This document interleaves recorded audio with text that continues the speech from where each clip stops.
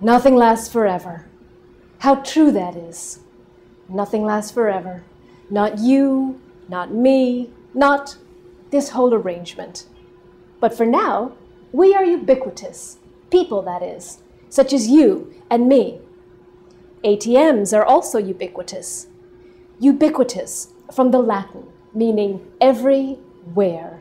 ATMs are everywhere. But that wasn't always the case.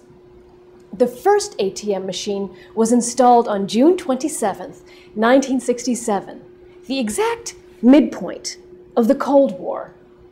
Its inventor died sadly just the other day at home after a brief illness. Mr. John Shepherd-Barron was an inventor and a Scotsman. One fateful day in 1965, he arrived at his bank 1 minute late. The doors were locked. He was unable to cash his check. Later that night, he took a bath. As he sat in his bathtub, he became convinced that he should be able to retrieve his money whenever he wanted, as easily as he could buy a chocolate bar from a vending machine. As a commentator later said, he believed he had a fundamental right to access his own money even when the bank was closed. Which is such a very important point.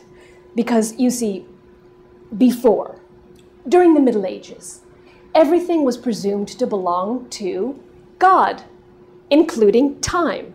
We humans were only temporarily borrowing everything, including our clothing.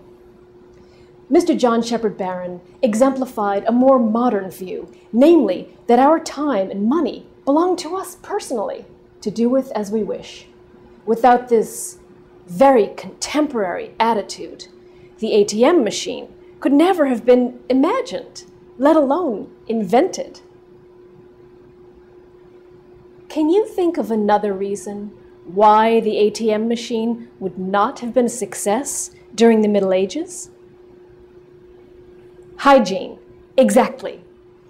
Who knows how many people touch these buttons every day and what's been on their hands?